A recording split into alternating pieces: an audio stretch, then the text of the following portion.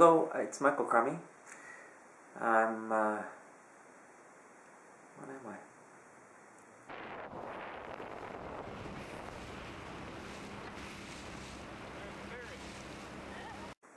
Hello, I'm Michael Crummey, author of 2 previous Wind from the Sea novels, Dostatek and Pobojowisko, and also the author of a brand new book coming out with Wind from the Sea, which thankfully they have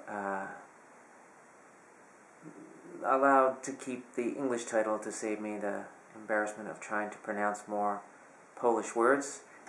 The new novel is called Sweetland. It's set, like the others, in my home island of Newfoundland, and I'm here to tell you a little bit about the book.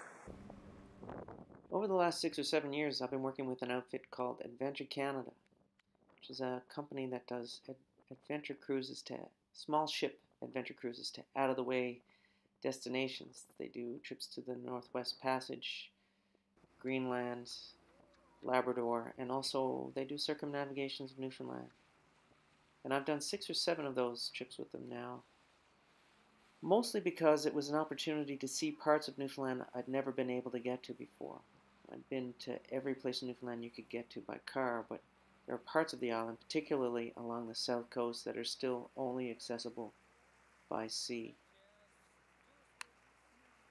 All of these small communities on the coast of Newfoundland were fishing communities, and they existed for one reason and one reason only, and that was to fish for cod.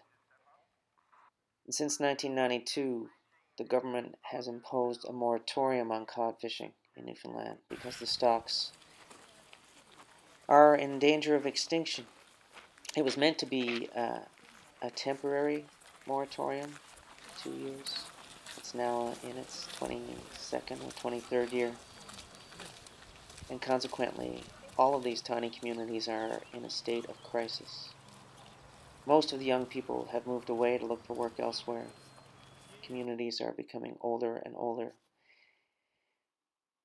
And what we're starting to see in Newfoundland now is a wave of what's referred to as resettlement, where the government is paying communities to leave and move to more central locations. This spot, Little Bay Islands, used to be a hub of the fishing culture on the northeast coast of Newfoundland. But since the cod moratorium, it's basically become a home for seniors. And they have recently taken a package from the government, and they will resettle. This community won't exist within a couple of years. When we visited there in the summer of 2014, there was one child in school, one grade 8 student. Most of the rest of the community were seniors.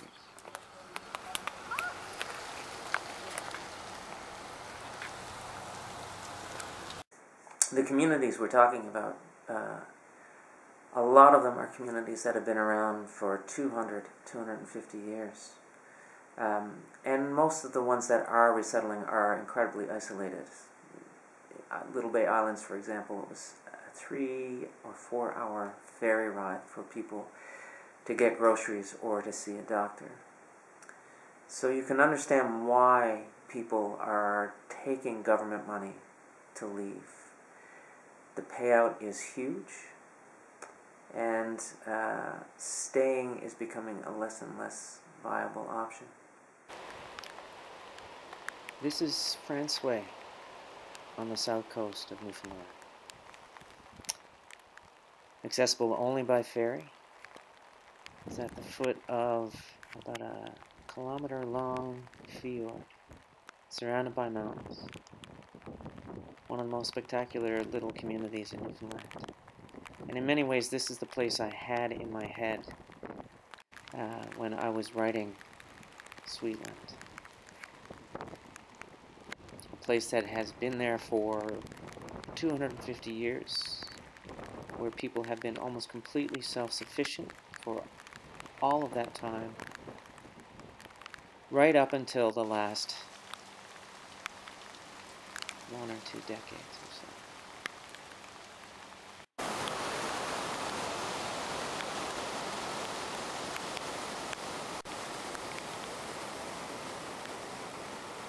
The catch with the government offers to resettle people,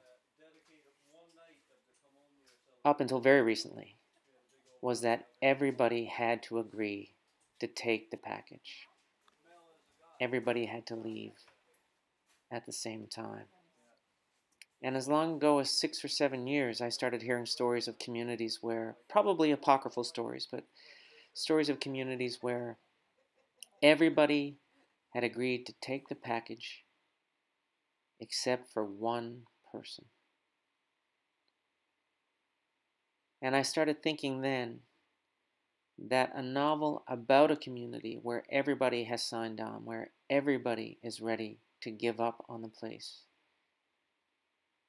except for one person, a novel about that one holdout, might be an interesting novel. And that's basically the story of Sweetland.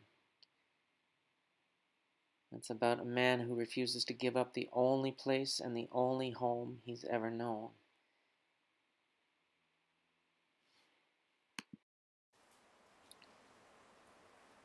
In the second half of the novel, Sweetland ends up living alone on the island. In a way, living in a kind of museum of the world that he was born into. And I thought of him as kind of a heroic character in his refusal to give up that world, even though he knows that its time has passed.